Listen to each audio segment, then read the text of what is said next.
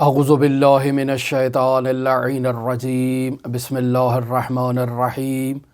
الحمد للہ رب العالمین الصلاة والسلام علی اشرف الانبیاء والمرسلین وعلی آلہ طیبین الطاہرین المعصومین الذین اذہب اللہ عنہم الرجس وطہرہم تطہیرا اللہم صل علی محمد وآل محمد اللہم اخرجنا من الظلمات الوہم واکرمنا بنور الفہم اللہم افتح علینا ابواب رحمتک وانشر علینا خزائن علومک برحمتک یا ارحم الراحمین۔ عزیزان محترم، ہماری آپ کے ساتھ گفتگو عرفان اسلامی کی تلاش کے موضوع پر جاری ہے۔ ہم نے اپنی گزشتہ گفتگو میں آپ کی خدمت میں عرفان نظری اور عرفان عملی کا تعارف کروایا اور بیان کیا کہ ایک حقیقت عرفان ہے، یعنی انسان اپنے وجود کی گہرائیوں سے خداوند متعال کی ذات، صفات اور افعال کی معرفت کے مقام پر فائز ہوتا ہے۔ جب انسان اس مرحلے پر خداوند متعال کی معرفت کو اپنے وجود کی گہرائیوں سے درک کرتا ہے تو یہ معرفت ذہنی معرفت نہیں ہے، یہ معرفت مفہومی معرفت نہیں ہے، اس میں تصورات انسان کے استعمال نہیں ہو رہے، لہٰذا یہ معرفت حقیقت عرفان کہلاتی ہے۔ اور جو شخص اس معرفت کے مقام پر فائز ہو، جب وہ چاہے کہ اپنی اس معرفت کو کسی دوسرے شخص تک منتقل کرے تو وہ شخص مجبور ہے الفاظ کا سہارا لینے پر، مفاہیم کو اپنے ذہن میں لانے پر، اور مفہوم اور الفاظ کی مدد سے وہ اپنا ما فی الضمیر جو اس کے وجود میں خداوند متعال کی معرفت نے تجلی کیا ہے، اس معرفت کو دوسروں تک منتقل کرنے کے لیے اسے الفاظ اور کلمات کی ضرورت ہے، مفاہیم کی ضرورت ہے، اور وہ اپنے ما فی الضمیر کو مفہوم میں ڈھال کر اور مفہوم کے لیے لفظ مناسب کو تلاش کر کے وہ مخاطب تک اس ما فی الضمیر کو اور اس الہام کو منتقل کرنے کی کوشش کرتا ہے۔ یقینی بات ہے کہ جب الفاظ آئیں گے تو الفاظ میں وہ توان اور وہ طاقت نہیں پائی جاتی ہے کہ وہ انسان کے اس ما فی الضمیر کو درست انداز میں منتقل کر سکیں یا کما حقہ منتقل کر سکیں۔ لہٰذا ہم نے کل بیان کیا کہ اگر دو عارف ایک دوسرے کے مرتبے کے اعتبار سے مساوی ہوں اور ایک عارف دوسرے عارف کے سامنے اپنا ما فی الضمیر اور اپنے الہامات کو اور اپنے مکاشفات کو منتقل کرنا چاہے تو وہ جن الفاظ کا سہارا لے گا، مد مقابل جو عارف ہے چونکہ وہ اس مقام کو درک کر رہا ہے، سمجھ رہا ہے، وہ اس حقیقت کو کشف کر لے گا اور پہچان لے گا۔ لیکن اگر ایک عادی انسان ہے تو وہ اس حقیقت تک نہیں پہنچ پائے گا، اور جب الفاظ کا سہارا لیا جائے گا تو یقینی بات ہے وہاں برہان ضرور استعمال ہوگا۔ لہٰذا اس عرفان کو عرفان نظری کہا جاتا ہے۔ اب وہ وظائف، وہ دستور العمل کہ جس پر عمل کر کے انسان کے وجود میں خداوند متعال کی معرفت تجلی پیدا کرتی ہے، وہ وظائف کون سے ہیں؟ انسان ان وظائف پر عمل کرے تاکہ وہ خداوند متعال کی معرفت کے اس عالی مقام پر پہنچے۔ یہاں انسان نے چونکہ عمل کو انجام دینا ہے اور اسے سیر و سلوک بھی کہا جاتا ہے، اور اسی روش کا ایک نام جو ہے وہ عرفان عملی ہے۔ یہ آپ کی خدمت میں کل بیان ہو چکا۔ پھر آپ کی خدمت میں یہ بھی بیان ہوا کہ عرفان نظری کو عرفان نظری کیوں کہتے ہیں اور عرفان عملی کو عرفان عملی کیوں کہتے ہیں۔ تو بیان ہوا چونکہ ان دونوں عرفانوں میں یعنی نظری میں اور عملی میں چونکہ پہلا کلمہ عرفان کا ہے، تو چونکہ عرفان سے مراد حقیقت خداوند متعال کو یا درک کیے ہوئے ہونا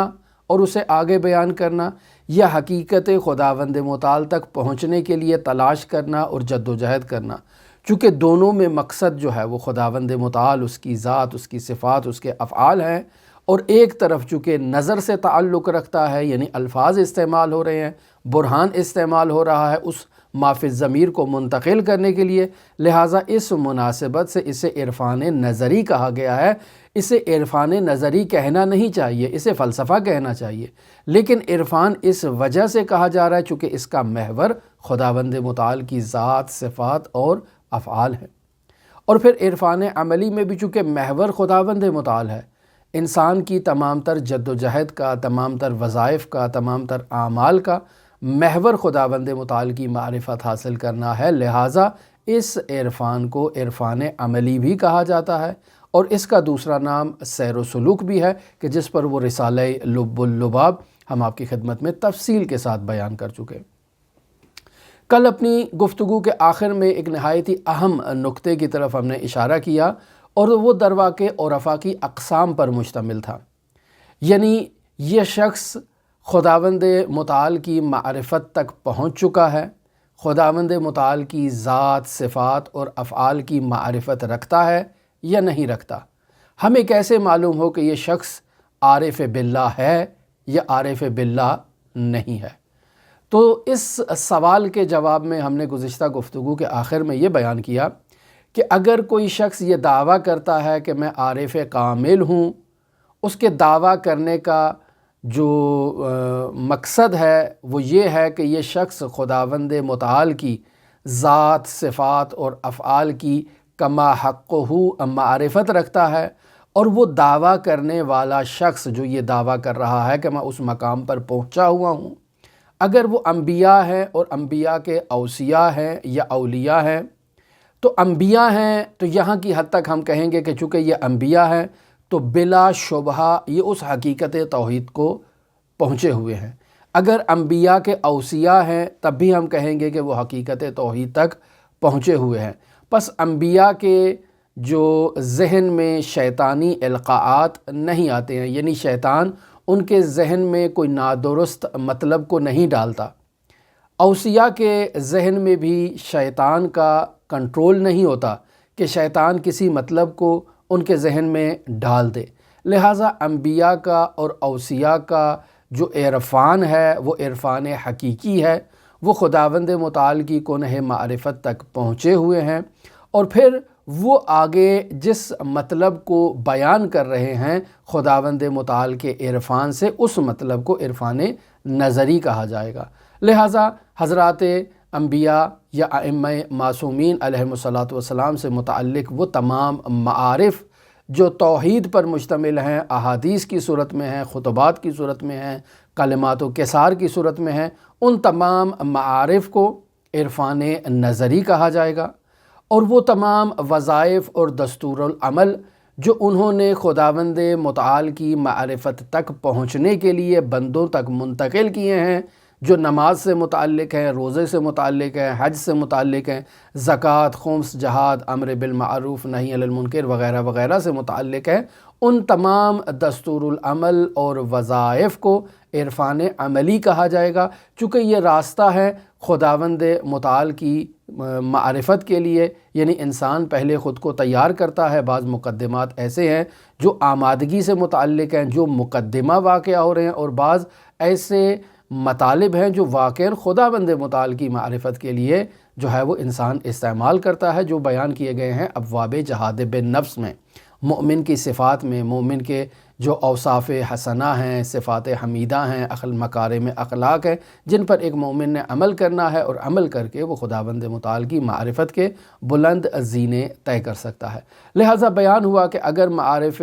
الہیہ تک پہنچنے کا دعویٰ کرنے والے انبیاء ہیں یا اوصیاء ہیں تو وہ حقیقت تک پہنچے ہوئے ہیں، ہمیں آنکھیں بند کر کے ان کے دعوے کی تصدیق کرنا ہے۔ ان کے اذہان عالیہ میں اور ان کے قلوب مطہرہ میں شیطانی القاعات نہیں آ سکتے۔ لیکن اگر یہ دعویٰ کرنے والا شخص کوئی عام انسان ہے، کوئی عام انسان کہتا ہے کہ میں خداوند متعال کی ذات و صفات و افعال کی معرفت تک پہنچا ہوا ہوں، تو یہاں اصل اولی یہ ہے کہ ہمیں اس کی شک کی نگاہ سے اسے دیکھنا ہے۔ ہم اس کے دعوے کی تصدیق نہیں کر سکتے، بلکہ ہمیں اس کے بارے میں تحقیق کرنا ہے۔ تو یہاں ہمارا وظیفہ یہ ہے کہ ہمیں اطمینان حاصل کرنا ہے کہ یہ شخص جو یہ دعویٰ کر رہا ہے آیا واقعاً اس کے قلبی ادراکات درست ہیں، وہ غلط بیانی سے تو کام نہیں لے رہا، لہٰذا ہمیں اطمینان کی ضرورت ہے۔ اور اطمینان کے لیے ہم شواہد کو تلاش کریں گے جو حضرات ائمہ معصومین علیہم الصلاۃ والسلام کے کلام سے متعلق ہے۔ ہم دیکھیں گے کہ آیا اس شخص عارف سے خداوند متعال کی مہک آتی ہے یا نہیں آتی ہے، آیا اس عارف کو دیکھ کر ہمیں اللہ کی یاد آتی ہے یا نہیں آتی ہے، آیا یہ حضرات اہل بیت علیہم الصلاۃ والسلام کی تعلیمات کا مجسمہ ہے یا نہیں ہے، ان کی تعلیمات کا عملی پیکر ہے یا نہیں ہے، آیا اس کے قلبی ادراکات ربانی ہیں، تو پھر تو ٹھیک ہے، ہم اس کی تصدیق کریں گے۔ لیکن اگر ہمیں معلوم ہو جائے کہ یہ اس کے قول و فعل میں تضاد ہے، یا ائمہ معصومین کی سیرت و تعلیمات پر عمل نہیں کرتا ہے، تو اس کے القاءات ربانی نہیں ہوں گے، شیطانی کہلائے جائیں گے، اور ہمیں اس شخص سے دوری اختیار کرنا ہے۔ آج کی گفتگو نہایت ہی اہم گفتگو میں آپ کی خدمت میں بیان کرنا چاہتا ہوں، اور در واقع میری وہ تمام گفتگو جو ابھی میں نے آپ کی خدمت میں کل کے درس سے بیان کی ہے، در واقع وہ تمام گفتگو مقدمہ ہے آج کی گفتگو کے لیے۔ آج ہم نہایت ہی اہم مطلب کو آپ کی خدمت میں بیان کرنا چاہتے ہیں، اور وہ مطلب یہ ہے کہ صوفی کسے کہتے ہیں، عارف کسے کہتے ہیں، اور صوفی اور عارف کے درمیان کیا تفاوت پایا جاتا ہے۔ تو یہاں عزیزان محترم سب سے پہلا سوال کہ صوفی کسے کہتے ہیں، تو یہاں اس نقطے پر توجہ کی جائے کہ ایک دفعہ کلمہ استعمال ہوتا ہے تصوف، ایک دفعہ کلمہ استعمال ہوتا ہے صوفی۔ جیسے ہمارے معاشرے میں کہتے ہیں کہ فلاں شخص صوفی ہے، فلاں شخص جو ہے وہ تصوف پر جو ہے وہ گامزن ہے، راہ تصوف پر گامزن ہے۔ تو یہاں ان دونوں کلمات پر اگر غور کیا جائے تو ان میں جو چیز مشترک ہے وہ کچھ کلمات ہیں، کچھ الفاظ ہیں۔ مثلاً صاد، واو اور فا، یہ اس میں مشترک ہے، تصوف میں بھی اور صوفی میں بھی۔ پس یوں کہا جائے گا کہ تصوف کا کلمہ اور صوفی کا کلمہ صوف سے نکلا ہے۔ صوف ہماری اردو زبان میں اون کو کہتے ہیں، فارسی زبان میں پشم کو کہتے ہیں۔ مثلاً آپ نے ایک بھیڑ کی پرورش کی ہے، تو اس بھیڑ کی جو کھال ہے اس کے اوپر جو بال اگتے ہیں اسے اون کہا جاتا ہے۔ اسے جب وہ بالوں کو کاٹ دیتے ہیں تو اس بالوں سے وہ باقاعدہ دھاگے کو بناتے ہیں اور اس کو باقاعدہ استعمال کرتے ہیں کپڑے کے بننے میں، لہٰذا اسے صوف کہا جاتا ہے۔ صوف کا مطلب اون ہے، تو پس صوفی کا کلمہ اور تصوف کا کلمہ صوف سے نکلا ہے۔ صوف کا مطلب اون ہے، اور صوفی اور متصوف شخص ایسے شخص کو کہا جاتا ہے جو اپنے جسم پر اون سے بنا ہوا لباس پہنتا ہے، ایسے شخص کو صوفی کہا جاتا ہے۔ ہماری زبان میں یوں کہا جائے کہ ایسے شخص کو صوفی کہا جاتا ہے جو کھدر کے کپڑے پہنتا ہے، یعنی اس کا لباس کھدر کا ہے۔ اب اس لباس کی یہ خاصیت ہے کہ یہ تھوڑا سخت ہوتا ہے، موٹا ہوتا ہے، عام کپڑوں کی طرح سافٹ اور نرم و ملائم نہیں ہوتا ہے۔ تو اس موٹاہٹ اور سخت ہونے کی وجہ سے اس لباس کو وہ پہنتے ہیں، اور در واقع ان افراد نے، یعنی وہ افراد جو صوفی کہلاتے ہیں، وہ افراد جو تصوف کے پیروکار ہیں، یہ افراد ان اونی لباس کو اور کھدر کے کپڑوں کو پہنتے ہیں۔ در واقع انہوں نے اس کپڑوں کو اور اس لباس کو اپنے وجود کے لیے ایک علامت کے طور پر قرار دے رکھا ہے۔ یعنی وہ یہ کہنا چاہتے ہیں کہ جو شخص بھی اس لباس کو پہنے وہ اپنے نفس سے مخاطب ہو کر اپنے نفس کو یہ کہے کہ تو نے کھدر کا لباس پہنا ہے، اور کھدر کا لباس نہایت ہی سخت اور نہایت ہی جو ہے وہ موٹا قسم کا لباس ہے۔ تو اس بات کو درک کر لے کہ تیری زندگی عام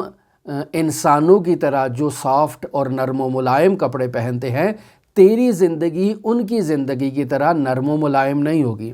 چونکہ تو نے کھدر کا لباس پہنا ہے، اور کھدر سخت کپڑے ہیں، دشوار لباس ہے، کٹھن لباس ہے، گرم لباس ہے، انسان کی کھال پر چبھنے والا لباس ہے، انسان کا بدن اس لباس سے مانوس نہیں ہوتا ہے۔ تو تو نے ایک ایسا لباس پہنا ہے تو تو جان لے کہ تیری زندگی کٹھن ہوگی، دشوار ہوگی اور سخت ہوگی۔ پس صوفی اس لباس کو در واقع اپنے جسم پر پہن کر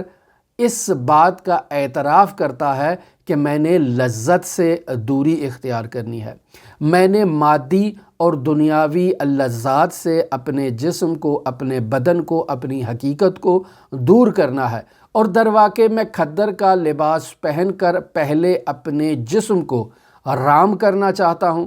اس کو لگام ڈالنا چاہتا ہوں۔ چونکہ میرا جسم سرکش ہے، میرا جسم یہ چاہتا ہے کہ نرم و ملائم لباس پہنوں، کپڑے پہنوں، نرم و ملائم جگہ پر بیٹھوں، تو میں کھدر کے کپڑے پہن کر پہلے اپنے جسم کو تیار کرتا ہوں اور اسے عادت دیتا ہوں کہ وہ نرم و ملائم زندگی سے باہر نکل کر دشوار اور کٹھن ماحول کو درک کرے، اور اس کے بعد میں اس لباس سے اپنے نفس کو تیار کرتا ہوں اور اس کو آمادہ کرتا ہوں اس بات پر کہ تیری زندگی کٹھن نہیں ہے، تو نے اپنی لگاموں کو میرے ہاتھ میں دینا ہے اور میں نے تجھے اپنا مطیع اور فرمان بردار اور رام کرنا ہے، یعنی نفس کو اللہ تبارک و تعالیٰ کی اطاعت اور فرمان برداری کے لیے یہ صوفی شخص، یہ متصوف شخص جو ہے وہ اپنے بدن کو تیار کرتا ہے اور اپنی روح کو تیار کرتا ہے، اور اپنے نفس کو رام کرنے کے لیے وہ یہ کھدر کا لباس پہنتا ہے۔ پس در واقع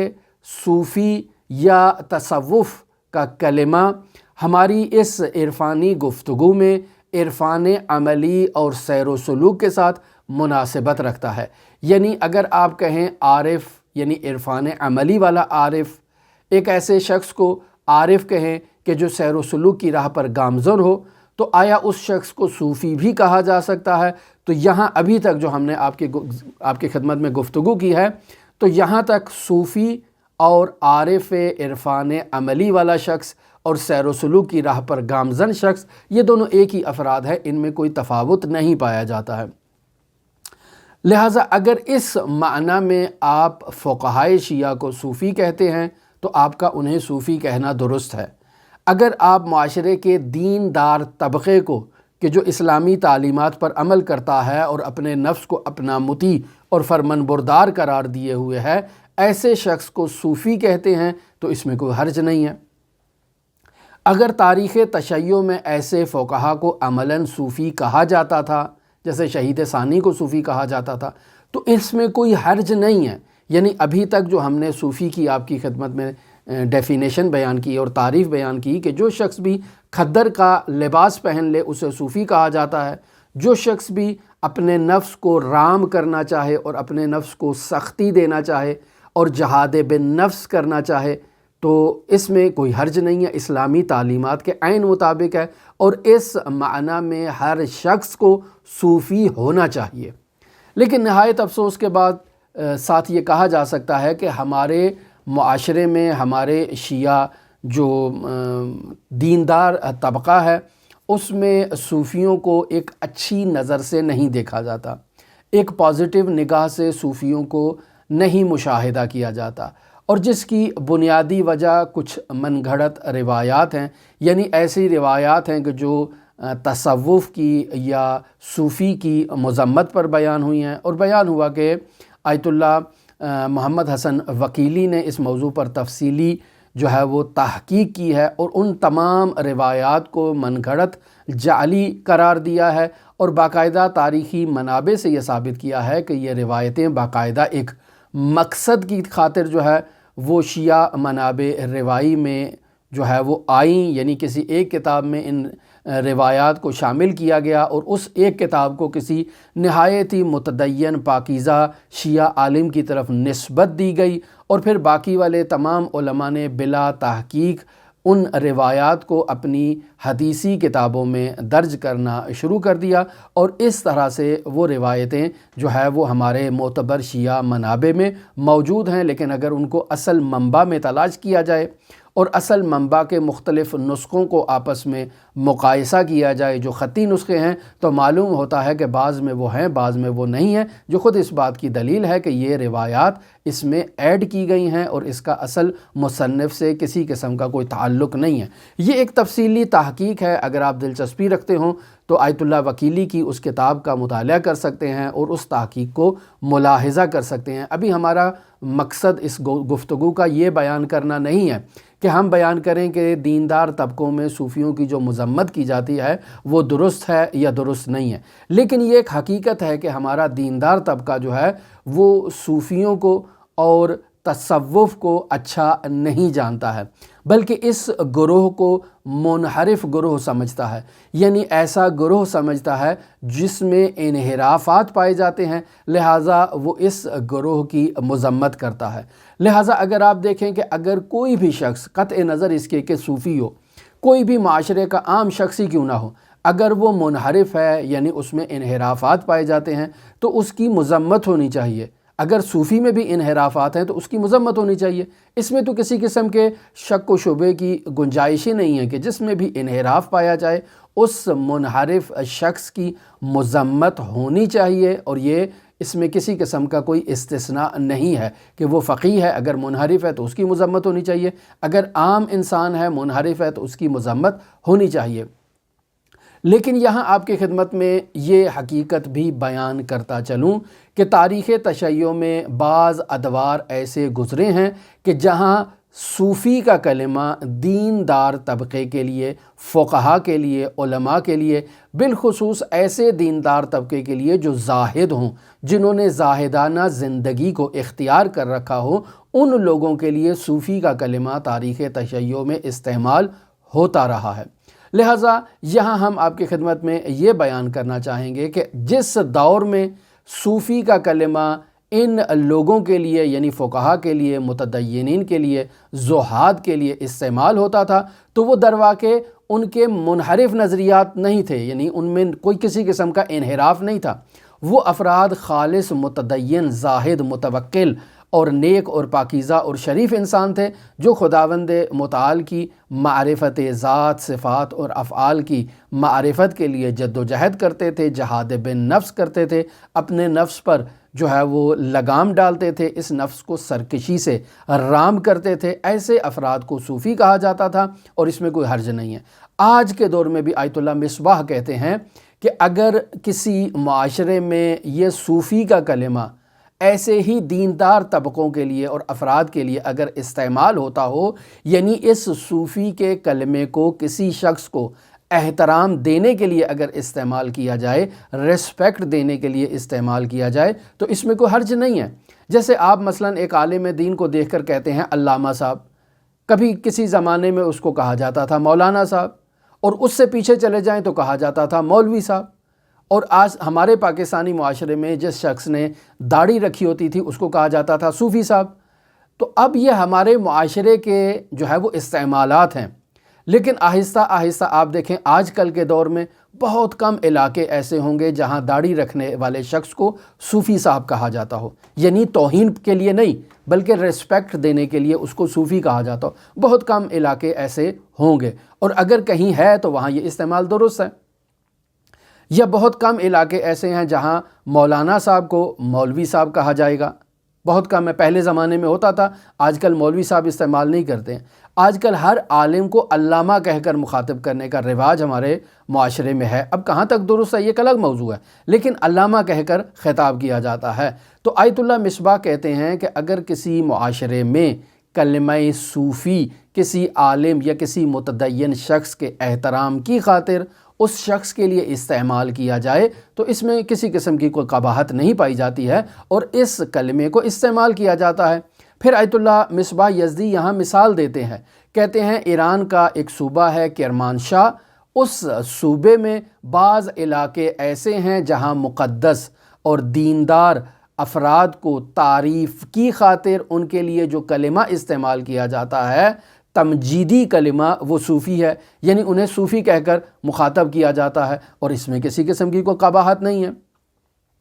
اب یہاں صوفیوں کے کچھ نظریات بھی آپ کی خدمت میں بیان کیے ہیں آیت اللہ مصباح نے، ہم آپ کی خدمت میں بیان کرتے ہیں۔ آیت اللہ مصباح کہتے ہیں کہ بطور معمول صوفی افراد کا یہ نظریہ ہے کہ ہر دور میں ایک انسان ایسا موجود ہے جسے انسان کامل کہا جاتا ہے۔ اس انسان کامل کا دوسرا نام اور دوسرا ٹائٹل جو ہے وہ قطب ہے۔ یہ انسان کامل اور یہ قطب جو ہے وہ معاشرے کے تمام افراد پر سیطرہ رکھتا ہے، احاطہ رکھتا ہے، اور معاشرے کے تمام افراد کو جو بھی فیض مل رہا ہے وہ اس قطب کے ذریعے سے ان تک پہنچ رہا ہے۔ یہ قطب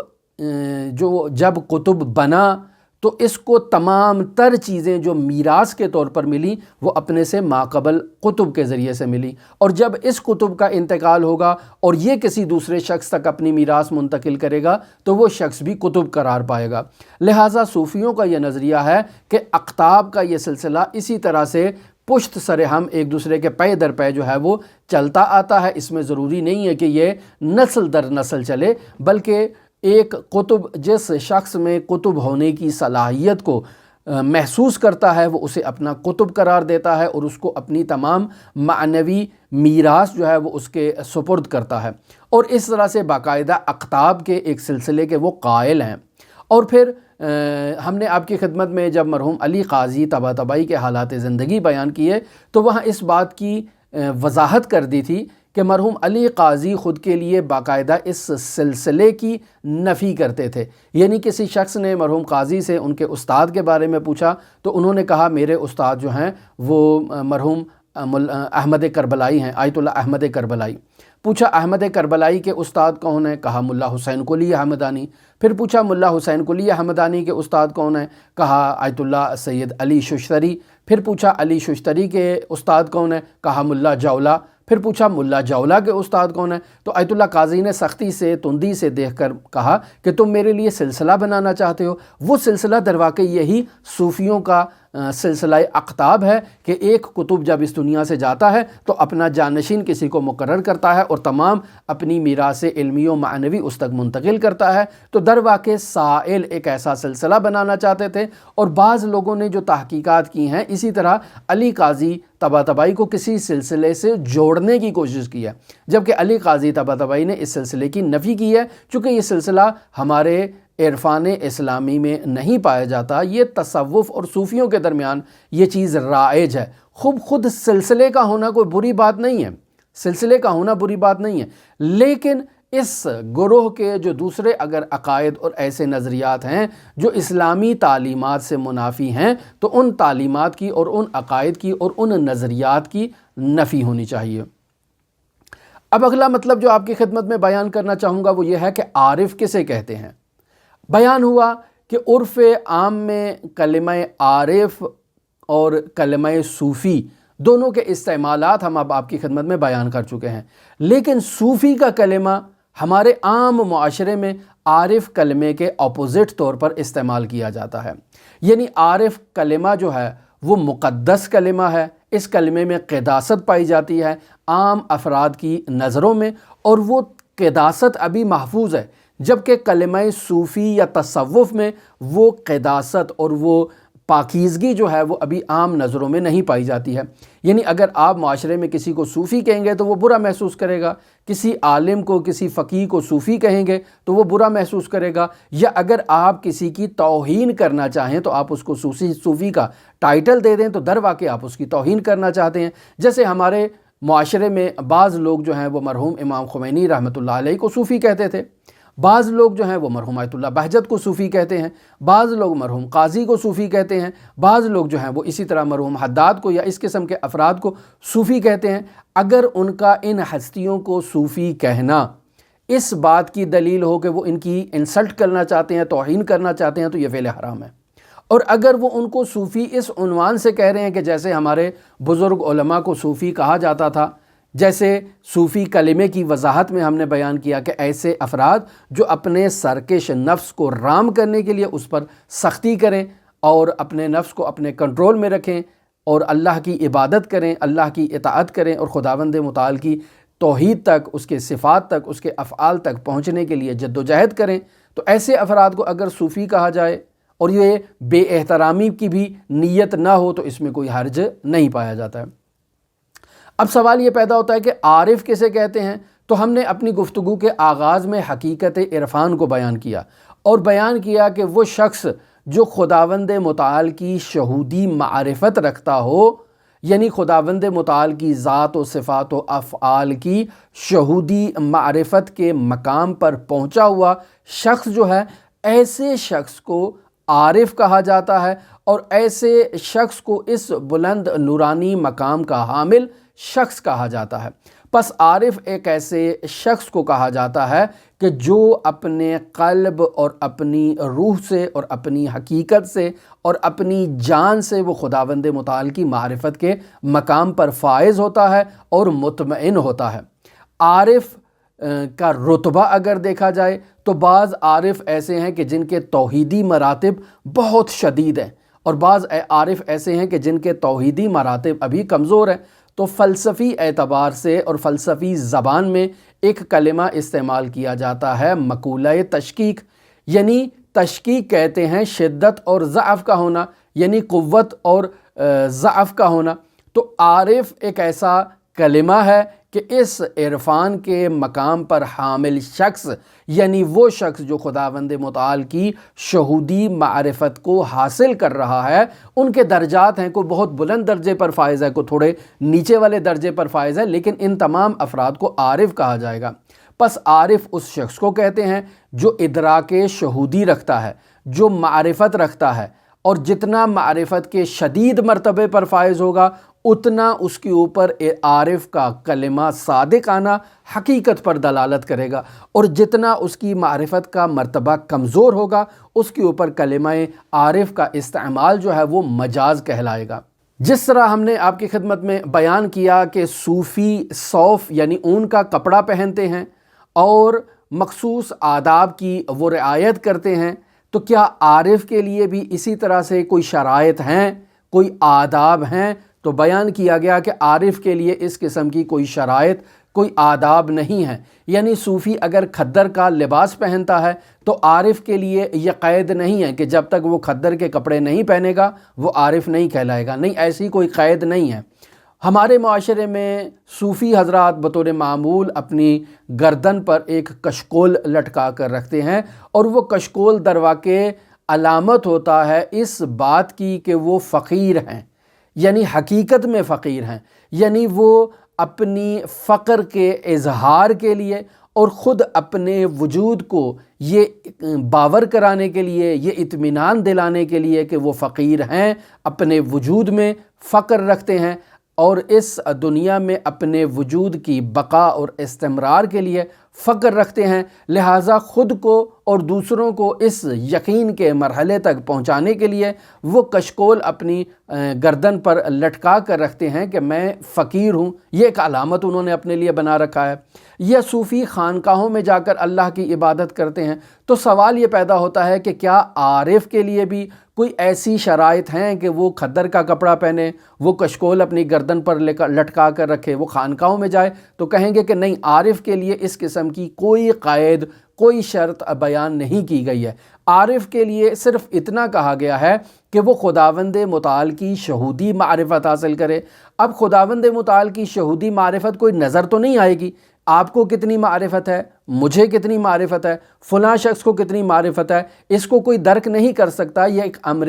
وجدانی ہے۔ پس کس شخص کو کتنی معرفت ہے یہ وہی جانتا ہے، دوسرا اس کے بارے میں قضاوت نہیں کر سکتا، مگر یہ کہ وہ ان معیارات کو استعمال کرے جنہیں حضرات اہل بیت علیہ السلام نے بیان کیا ہے، اور ان معیارات پر ایک عارف کو پرکھ کے اس عارف کے بارے میں وہ قضاوت کرے۔ پس کون شخص عارف کامل ہے اور کون شخص عارف کامل نہیں ہے، یہ ہم صرف ان معیارات کو مد نظر رکھتے ہوئے، جیسے ہم نے بیان کیا ابواب جہاد بالنفس 4 باب وسائل الشیعہ، جس میں باقاعدہ مومن کی صفات کو بیان کیا گیا ہے۔ آپ ان صفات کو ایک فہرست کی صورت میں مرتب کریں، ایک عارف کو دیکھ لیں اور اس میں دیکھیں کہ آیا یہ ساری صفات پائی جاتی ہیں۔ اگر اس میں یہ ساری صفات پائی جائیں تو آپ کہہ سکتے ہیں، ایک اندازہ لگا سکتے ہیں، ایک تخمینہ لگا سکتے ہیں کہ یہ شخص عارف کامل ہوگا۔ اور اگر وہ ان شرائط کا حامل نہیں ہے تو آپ کہہ سکتے ہیں کہ نہیں، یہ شخص عارف کامل نہیں ہے۔ اب آتے ہیں اس گفتگو کے آخری مرحلے میں، اور وہ یہ ہے کہ تصوف اور عرفان میں کیا فرق ہے، یا دوسری الفاظ تبدیل کر کے اگر ہم آپ کی خدمت میں بیان کریں کہ عارف اور صوفی میں کیا فرق پایا جاتا ہے۔ تو عزیزان محترم، تصوف میں جو ہم نے آپ کی خدمت میں بیان کیا کہ یہ صوف سے نکلا ہے، ایسے شخص کو کہا جاتا ہے جو اون کے کپڑے پہنتا ہے۔ تاریخ کے مختلف ادوار میں اس کلمے کا استعمال مختلف انداز میں اور مختلف ترتیب سے یہ ہوا ہے۔ پس تصوف یعنی عرفان اور عرفان یعنی تصوف، ان دونوں میں ایک ترادف کی نسبت پائی جاتی ہے، اور یہ دونوں آپس میں ایک دوسرے کے مساوی ہیں، ایسے جو ہے وہ لغوی اعتبار سے کہا جا سکتا ہے۔ پھر یوں بھی کہا جا سکتا ہے کہ تصوف اور صوفی ایک ایسے گروہ کو کہا جاتا ہے جو درواقع تلاش میں ہوتے ہیں، یعنی اگر پہلا معنی آپ کی خدمت میں تصوف کا بیان کیا جائے تو اس میں تصوف اور عرفان دونوں آپس میں مساوی ہیں۔ وہ صوفی جو کھدر کا کپڑا پہنتا ہے، اپنے سرکش نفس کو مہار ڈالنے کے لیے، اپنا مطیع اور رام کرنے کے لیے وہ ریاضتیں کرتا ہے، چلے کرتا ہے، خداوند متعال تک پہنچنے کے لیے جدوجہد کرتا ہے۔ اس معنی میں صوفی اور عارف میں کوئی فرق نہیں پایا جاتا ہے۔ لیکن اگر صوفی کا دوسرا معنی لیا جائے، یعنی ایک ایسا گروہ جو اللہ کی بندگی اور جستجو اور تلاش میں نہیں ہے، اس گروہ کا مقصد کیا ہے؟ علم غیب حاصل کرنا۔ اس گروہ کا مقصد کیا ہے؟ خارق العادہ کاموں کو انجام دینا۔ اس گروہ کا مقصد کیا ہے؟ کہ وہ ایسی کرامات ظاہر کرے، وہ ایسے کاموں کو ظاہر کرے جسے دنیا انجام دینے پر قدرت نہیں رکھتی ہو۔ تو در واقع ایسا شخص اپنے نفس کو مشقتوں میں ڈال رہا ہے تاکہ وہ لذت حاصل کرے، اور وہ لذت خداوند متعال تک پہنچنا نہیں ہے، وہ اپنے نفس کو مضبوط کرنا چاہتا ہے تاکہ کچھ ایسی کمالات حاصل کر سکے کہ جن کمالات کا ہدف خدا کی معرفت نہیں ہے، خدا تک پہنچنا نہیں ہے، بلکہ اپنی دنیا کو سنوارنا ہے، اپنی دنیا میں اپنی واہ واہ چہچہ کروانا ہے اور دنیا کی لذتیں حاصل کرنا ہے۔ اگر صوفی اس معنی میں استعمال ہو تو صوفی اور عارف دونوں ایک دوسرے کے متضاد آ کر کھڑے ہو جائیں گے اور ان دونوں میں تضاد پایا جائے گا۔ پس عارف کسے کہتے ہیں؟ عارف اس شخص کو کہتے ہیں جو تہذیب نفس کے ذریعے سے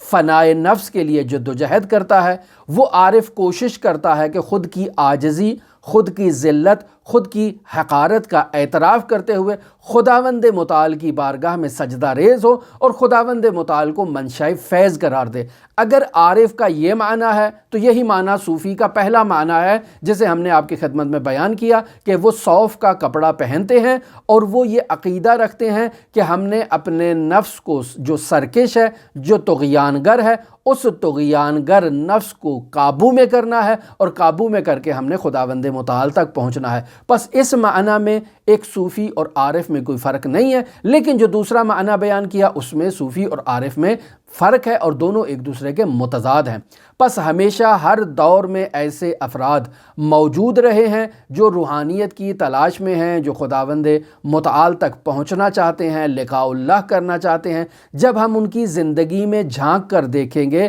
ان کی زندگی کا مطالعہ کریں گے، تو اگر وہ اپنی زندگی میں واقعاً خداوند متعال تک پہنچنا چاہتے ہیں اور اس تک پہنچنے کے لیے وہ اپنے نفس کو مہار کر رہے ہیں، اس کو جو ہے وہ ریاضت دے رہے ہیں، عبادت کر رہے ہیں، تو ایسا شخص جو ہے وہ چاہے آپ اس کے لیے صوفی کا کلمہ استعمال کریں، چاہے آپ اس کے لیے عارف کا کلمہ استعمال کریں، یہ دونوں درست ہیں۔ لیکن اگر اس کے برعکس وہ روحانیت اور معنویت کا مقام حاصل کرنا چاہتا ہے، یعنی اپنے نفس کو کنٹرول کر کے طی الارض سیکھنا چاہتا ہے، خارق العادہ کاموں کو سیکھنا چاہتا ہے، وہ چاہتا ہے کہ اسے مجہولات کا علم ہو جائے، اسے علم غیب ہو جائے، اس کا جنوں سے رابطہ ہو جائے، وہ مریضوں کو شفا دینا شروع کر دے، وہ لا علاج مریضوں کو شفا دینا شروع کر دے، وہ ایسے خارق العادہ کام انجام دینا شروع کر دے جس پر کسی کو قدرت نہیں ہے، وہ ایک اشارہ کرے اور دنیا ادھر سے ادھر ہو جائے۔ اگر ایک انسان اپنے نفس کو ریاضت دے رہا ہے ان اغراض کے حصول کے لیے، اور اس کا مقصد جو ہے وہ خداوند متعال اس کی صفات اور اس کی افعال کی معرفت حاصل کرنا نہیں ہے، تو ایسے صوفی کی مذمت کی جاتی ہے، اور ایسا صوفی اس عارف کے بالکل اپوزٹ اور بالکل مد مقابل کھڑا ہوتا ہے۔ اور ایسے صوفی کو ہم نے اپنی گزشتہ گفتگو میں بیان کیا تھا کہ ایسا صوفی در واقع قوت غضبیہ، قوت شہویہ اور قوت وہمیہ میں مبتلا ہے، اور اس کی قوت عاقلہ ہمیشہ اس کی نفسانی خواہشات کے جو ہے وہ فرمان بردار رہتی ہے، اور اس کی نفسانی خواہشات ہمیشہ قوہ عاقلہ کے اوپر غالب رہتی ہیں، جس کی اسلامی تعلیمات میں مذمت کی گئی ہے۔ بس عزیزان محترم، آج کی اس تمام گفتگو میں ہم نے یہ کوشش کی کہ آپ کے سامنے تصوف کا اور صوفی کا تعارف کروائیں، عارف کا تعارف کروائیں، اور آپ کی خدمت میں بیان کریں کہ صوفی اور عارف میں کیا فرق پایا جاتا ہے۔ امید ہے کہ آج کی گفتگو سے یہ تمام مطالب آپ کی خدمت میں واضح ہو گئے ہوں گے، اور کسی قسم کے سوال اور شک و شبے کی گنجائش نہیں رہی ہوگی، اور ان کلمات کے استعمال کو بھی آپ نے جو ہے وہ اچھی طرح سے جان لیا ہوگا کہ ان کلمات کا استعمال کس معنی میں درست ہے، کس معنی میں درست نہیں ہے، کس معنی میں صوفی اور عارف دونوں کا ایک ہی معنی ہے، دونوں مترادف ہیں، اور کس معنی میں صوفی اور عارف دونوں ایک دوسرے سے متضاد ہیں۔ لہٰذا خداوند متعال کی بارگاہ میں یہ دعا ہے کہ خداوند متعال ہمیں ان نورانی معارف کو سمجھنے کی توفیق عطا فرمائے۔ خداوند متعال منجی عالم بشریت حضرت صاحب العصر والزمان کے ظہور میں تعجیل فرمائے۔ آپ تمام عزیزان کے لیے امام علی ابن موسیٰ الرضا کی نورانی بارگاہ میں نائب الزیارہ بھی ہیں اور دعا گو بھی ہیں۔ اللہم صلی علی محمد و آل محمد وعجل فرج قائم آل محمد۔